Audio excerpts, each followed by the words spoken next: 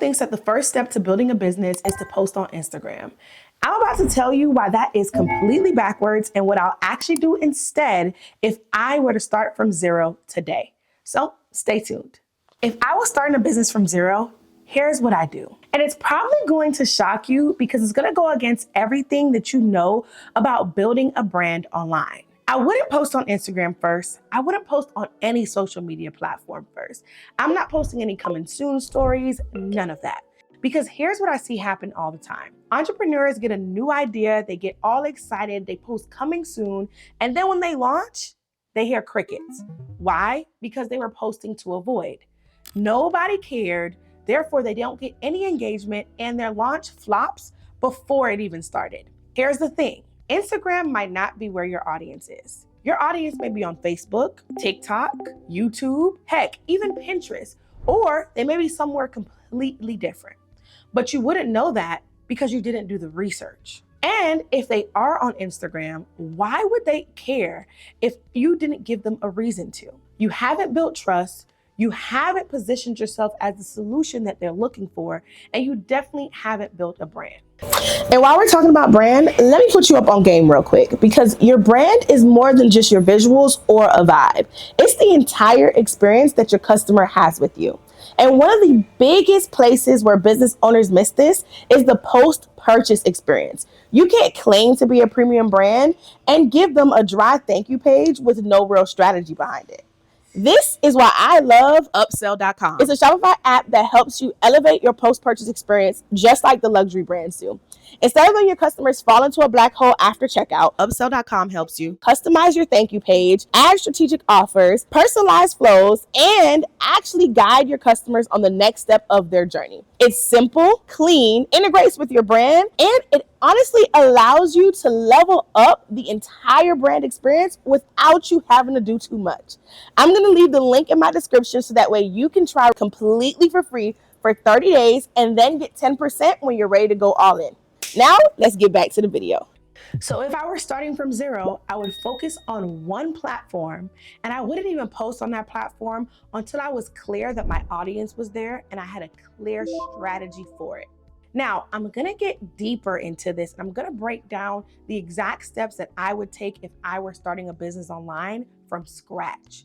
But first, if you are ready for it, I wanna make sure that you are here. So grab your notebook, grab a pen, and then make sure that you comment down below branded in all caps so I know that you are here and you are locked in. Now, the simplest way to get to your first six figures is to have what I call 2 roads and 1 highway. This is basically 2 organic ways to reach people and 1 paid way. So your primary organic might be social media, but you need to pick a specific platform based on the platform your audience is on or uses the most. Your organic platform can be other things as well, like blogs, it could be guest posts, it could even be things that are not platforms at all, such as going to networking events and things like that. Now, your paid way, these are gonna be your paid ads, influencers, billboards, all of that jazz. Things that you are paying to reach new people for. So the key here is that you pair 2 organic traffic ways with 1 paid traffic way, and that typically will allow you to get to your first 6 figures super fast. And once paired with the right foundation, that is the key to going from 0 to 100 real quick. So if I were starting a business from zero, I would actually build a brand first. Not just throw up an Instagram account, not just test some random strategy, not just post to the void. I am going to do the foundational work that most people skip because it's not exciting. And honestly, it may not even be pretty. I am committed to building a house brick by brick. So when I start posting, when I start marketing, everything is strategic and intentional. So let me break down the exact steps I would follow if I were starting from zero. And I promise you, by the time you're done with these steps, you will have your cheat code to building a profitable brand and business. The first thing I would do is get crystal clear on my audience. I like to call this my bullseye because if I focus on the center, No one else matters, and that person becomes my dedicated cheerleader and dedicated customer. Now, the reason why I say I would get crystal clear on my bullseye first is because my product solves a specific problem for a specific person. And if your product isn't solving a problem, you're gonna have a hard time selling it. But because I will be crystal clear on the problem that my product solved, I will do deep research to figure out who my ideal customer is. I would focus on understanding as much as I can about this person. I'm talking about pulling data from different online institutes, different research pages, the whole nine. I may even conduct my own focus groups and send out my own surveys. My goal is to know them like the back of my hand. I am talking about how they feel, how they think, how they act, their favorites. Do they have kids? How much money do they make? And what kind of job do they have? That is the type of detail that I would do because I want to understand this person to a T. When I understand all of this allows me to know exactly when to reach you and how. The second step I would take is finding my brand's personality and voice. I like to describe this as your brand's character. If my bullseye, let's name her Chanel, right? If Chanel were to be looking for a confidant, or were to looking for advice, or were to looking for the answer, who would that person be and what would that person be like? And whatever personality traits, whatever voice that person would have, I would make my brand sound just like that. So I want you to think about human characteristics, right? I would build my brand's personality and voice to be basically human-like to my ideal customer. Why? Because once again, it goes back to you solving a problem. If you are solving a problem and if your audience is a specific type of person, they want to receive help or the solution in a very particular way. They may want you to sound like big sis. They may want you to sound like auntie. They may want you to sound like a teacher. It just depends on who that person is and what they're like, which is why the first step was figure out my bullseye and do deep research. And now the second step is I am going to build my brand personality and voice to be something that is attractive to them. So for you, you want to think, do I want my brand to be super transparent? Do I want it to have big sister energy? A teacher? A confidant? What exactly do I want? Because I need to build my brand's personality to be just that. Now, the third step I would take is writing my brand story.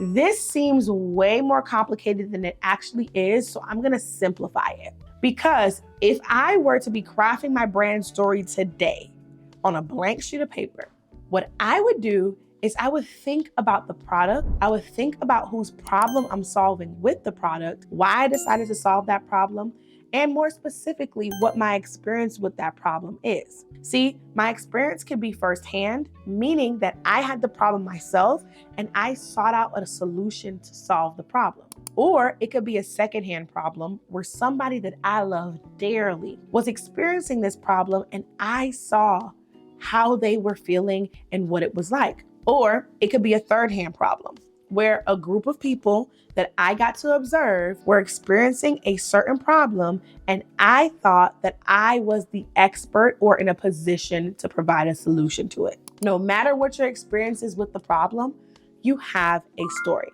And with that experience, you want to pull out the narratives that make this story whole. What memories pop in your head? What moments pop in your head? What quotes pop in your head? All of these things are what make a really juicy and relatable story that your audience can connect with and that you can build your entire brand around. So think about it like an overarching story that bridges the gap between your brand and your audience. And then what's cool about this overarching story is that there are many stories that are a part of it that you can create everyday content with. Or you can even give it to an influencer or a UGC creator to create content on your behalf, but to keep the same storyline and narratives that you outlined when you sat down and did step number 3. Step number 4, I would use my story to craft my PMV statements. PMVs stands for purpose, mission, values, and vision. My purpose is going to be beyond making money. It is the deep reason that I decided to craft this solution for this person. That right there pulls directly from my story because it's my story at the end of the day, right? My mission is how I plan on serving my audience. What mission am I on with this product? What mission am I on with this brand, with this solution? Because of my experience and the pain that I had or that I witnessed, what am I on a mission to do? And how do I intend to change the world with that mission? Whether it takes 1 year, 5 years, or 20, what is my mission? That allows me to have a solid North Star. Not only that, but sharing my mission statement actually allows people who have similarities to want to come and support my brand because they're on a mission that's similar to my values. Now, I would look at my story and I'm gonna realize that there are certain things that stick out like a sore thumb. There are certain things that I hated that happened in my story. There are certain things that I loved. And most importantly, there are certain things that I loved about how I reacted. Now, when I notice those moments, this will tell me about my own morals, ethics, and values. And using that, I will then craft the guiding principles of my brand, AKA my values. Because in reality, your values are how you'll train your team. Your values are how you would deliver experiences to your customers. Your values are the bones of what your brand's experience is built on. Now, vision is a little obvious, but vision, that is my ultimate goal for this brand. What do I envision this brand being 10, 15, 20 years from now? And what will be my story then? What will my brand be then? What will my audience and people who have been impacted by my brand and product say about the brand and how I've changed their lives then? See, to get closer to that vision, it takes the mission. And that mission needs to be aligned with my values. And the values need to serve the purpose that I outlined before. And the cool thing is that my personality and voice infused with my story allows me to make it easier to pull my PMVs out. The 5th step that I would take if I were starting from zero is I am going to get crystal clear on messaging that will resonate with my bullseye. Do we see how these things are stacking on top of each other and why I'm taking these steps in a specific order? See, I'm going to think about what Chanel needs to hear, Chanel being my persona and not me. But I am going to think about what my ideal customer needs to hear. What words need to be on that page that she sees, that email, or that social media post that she is going to scroll and stop at? What will resonate with her? And let me tell you why this matters, right? Because it goes deeper than just saying, oh, I want to be clickbaity or hooky or whatever. It goes deeper than that. See, I went to the University of Florida, which is a predominantly white institution. I was literally thrown into the opposite of what I was used to. I grew up in Miami. I went to Carroll City Senior High. So when I went to Gainesville and started at the University of Florida, it was real country and I had to put on a different cap. And so throughout my entire journey at the University of Florida, because of how headstrong I was, knowing what my goals were after I graduated, I made sure that I was overly involved in a bunch of different organizations. I made sure that I had a ton of different jobs that will give me the experience that I know in Miami I didn't have. And so one of those jobs happened to be a career resource center where I learned how to interview like a beast.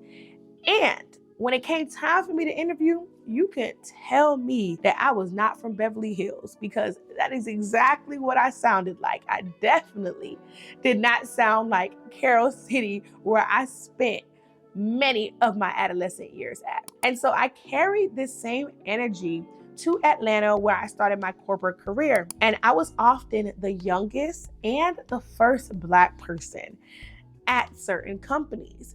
But I meshed and I made it do what it do. But when I started my shoe boutique and I started doing a lot of events and attending events, I started meeting small business owners that looked like me. They didn't speak the same language I spoke that I would speak to these big corporate America giants. I was using marketing lingo and branding lingo that they had never heard before. And then when I started the Brand Hustler, that's when I realized that if I'm going to help small business owners that look like me, I had to adjust my messaging to use words and phrases that my audience use in their everyday lives. That's why one of my phrases is big business, big brand mindset. Because I brought that corporate knowledge to small business owners and I translated to their language so that they can take their small business and apply big business concepts to it. And this is no shade, it's just true. So I have a business bestie who's a hairstylist and a scalp expert. She can diagnose whatever you got going on with your hair, and she uses words that I can't even pronounce. She studied trichology or something like that, right? But baby, that is all Greek to me. When she speaks to me about building a brand, she uses words that make sense to her. When she tells me about hair using technical terms, it goes right over my head. But when she breaks it down in simple ways, in ways and words that I speak, now it makes sense. She's the expert in her area, I'm the expert in mine. And we have to translate to one another for it to make sense. That's messaging. Don't talk like you talk. Talk like your audience talks. Use their words, not yours, because connection happens when people feel like you get them, and you can't get them if you're not speaking the same language. Quick question, what are the best notes that you've taken so far? Because I guarantee you probably got some gems already, and I'm literally only finished with step 5. So now that we've done steps 1 through 5, what I would do for step 6 is something that literally would craft the ultimate brand. And that is, I'm going to craft what I want my experience to be for my customer. See, a mistake that I made with a business before my shoe boutique, one that failed, and a mistake that I see a lot of entrepreneurs make in real time is they don't craft an experience.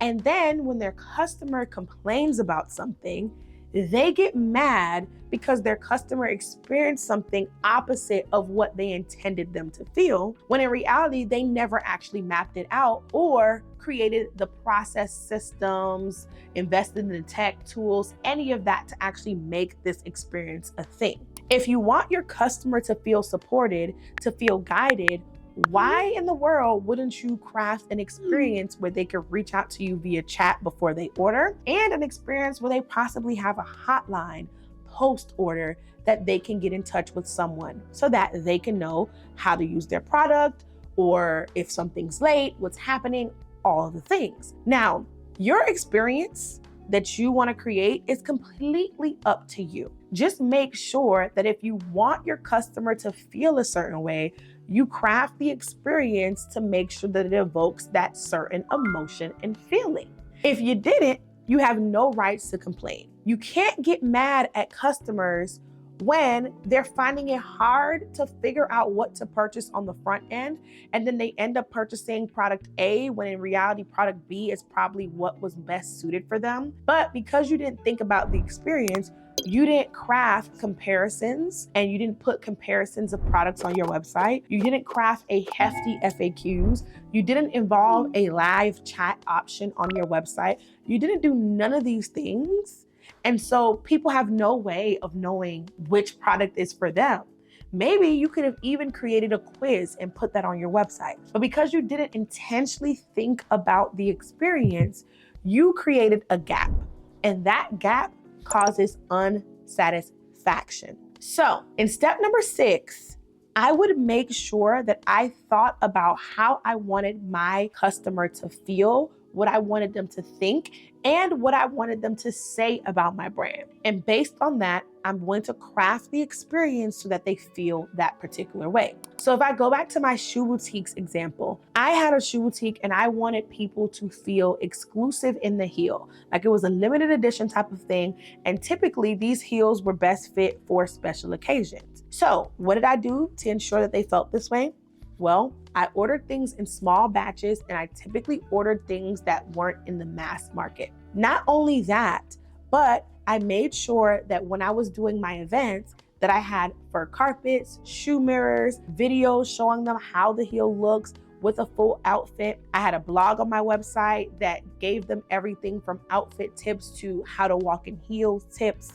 I had myself model the shoes so you can see the fit, and you can even see what types of outfits you can style it with on my website. Doing all of this added to the experience. So that way it was way less customer dissatisfaction, and it was more customers bragging about my brand to their friends and family, which then brought me more business. Now, from a strategic standpoint, crafting your experience helps you order your steps in terms of what you need to build out for your processes, your tools, and your systems. You need to figure out what tools are the best for your business and brand. You need to figure out what systems need to be in place so that way you live up to the experience that you're crafting for your brand.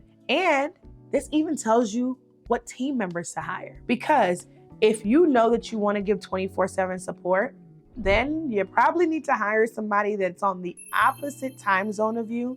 So that way, while you sleep, they could be the one answering emails, responding to text messages, and checking the website's chat.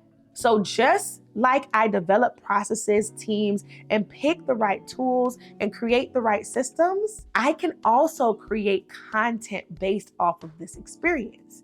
How? Because I can show them a sneak peek into what it's like if they became a customer of my brand.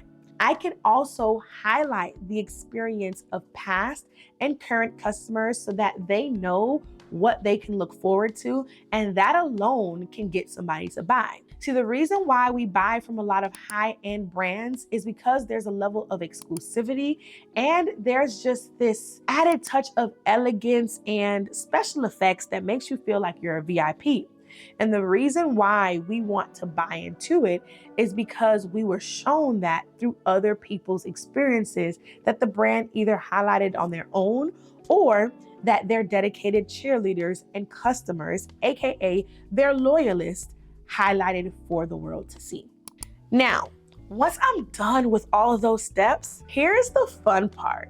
Well, honestly, all of this is kind of fun to me, but here's the really fun part. The last step I would work on would be my visuals. I am going to design my brand with steps 1 through 6 in mind, which means my visuals will appeal to my audience. They'll evoke my brand's personality and voice. And even though the visuals aren't speaking, they are gonna speak without speaking. They need to intentionally have my messaging woven in there, and they need to match the experience I'm giving. So if I'm giving an elevated experience, I can't have amateur visuals. And if I'm giving a luxury experience, I don't want affordable looking, cheap visuals either. I want them to match, and I need them to be consistent. So step number 7, I'm gonna make sure that I create brand guidelines. I am also going to create style cheat sheets. I'm going to make sure that I'm documenting power words or power statements that I want to be seen when things are designed, signature patterns, all of that. That's what I'm going to do in step 7. And if you have no idea what I'm talking about, or you want a full breakdown on how you can create brand guidelines, I'm going to link a video somewhere on the screen because I have a full in-depth tutorial of how you can do that.